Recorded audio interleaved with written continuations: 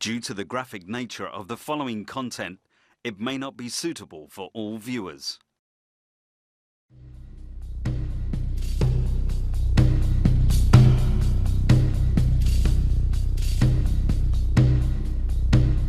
It's impossible to know how many would-be refugees have perished in the Sinai in their quest for a better life.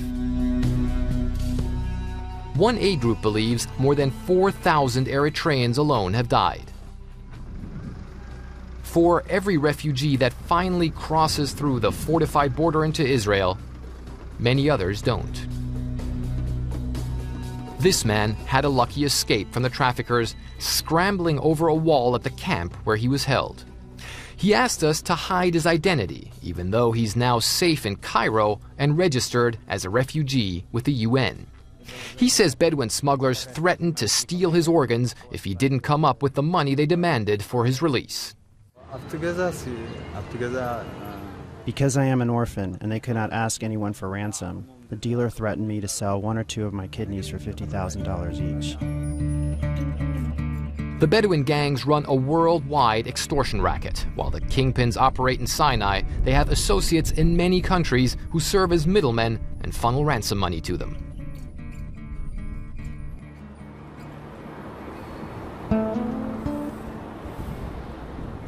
Stockholm, the capital of Sweden, could not be more different from the desolate landscapes and searing heat of the Sinai. But the long arm of Sinai's trafficking mafia even reaches here. Those held in Sinai often endure horrendous treatment, but they're not the only ones who are suffering. Through an elaborate web of blackmail, relatives in Africa, the United States, as well as here in Europe, are often forced to pitch in to get their loved ones released. Nasser Abdul Rashid Hassan is one of those who's being blackmailed. Okay, so let me see. His brother Abdul Qadir is trapped in a Bedouin torture camp, and the traffickers are demanding $20,000 for his release. First, 3,600. The first one was 3,000. Yeah. Nasser says he's already paid more than $17,000 to the smugglers and says the payments have all but ruined his family financially. The Bedouins call me every hour and ask for money while my brother is being tortured. But the problem is also, when you ask Eritreans to help you, almost no one can, because almost everyone is in the same situation. So people will tell you, I can't help you, because I just paid for my own cousin. But then my parents will call from Eritrea and say, please, we cannot take the torture calls. So please, do whatever you can to save your brother. After we finished filming this documentary, Nasser made the final payment to the Bedouin smugglers. They released his brother, but he was caught by Egyptian border guards trying to cross the border to Israel and is now in jail, awaiting deportation to Eritrea. A cruel, but sadly also a common fate for African captives in Sinai.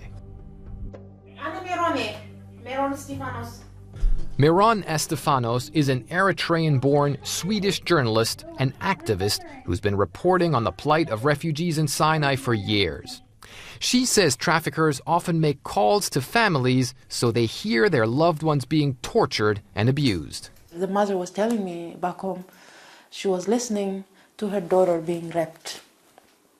And he was screaming, this is for you, like to the mother, so you can imagine if you are a parent listening to your daughter being raped and you can't do anything, so you will do whatever it takes to save that child of yours.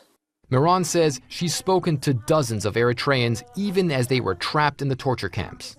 Many of those she spoke to did not survive the ordeal. Some vanished. Among them, a young Eritrean woman called Almaz, a friend of Meron since childhood. But when we were in Sinai, we came across a young woman at Sheikh Mohammed's safe house. She'd managed to run away from a torture camp, and Sheikh Mohammed's supporters brought her here. We discovered that her name was Almaz and were able to put her in touch with Meron. Hi, Meron. Hi. I was happy when you let me speak to her when I found out that she's one of the people that fled. It made me happy because I kind of understand the situation of her family. I got very close to her sister, so it was a relief to know that they don't have to go through what they were going through. And what they were going through was often appalling. There was a routine.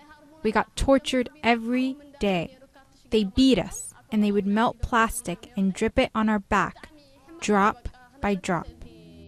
Almaz and a second woman who also escaped spend their days in Sheikh Mohammed's safe house waiting to be evacuated to Cairo. They're in limbo, but at least they're safe from their tormentors thanks to the Sheikh and his supporters. We were almost dead, and they gave us life. They are feeding us. They gave us clothing. I'm very thankful for what they are doing. Since we first reported on the Sinai's grim human trade, much has changed. That's largely thanks to tribal leaders who've taken a stand and declared war on the traffickers. It is a war far from won. Hundreds of Africans have disappeared in the Sinai or to this day are held and abused. But for some, there is hope that their quest for a better life is within reach.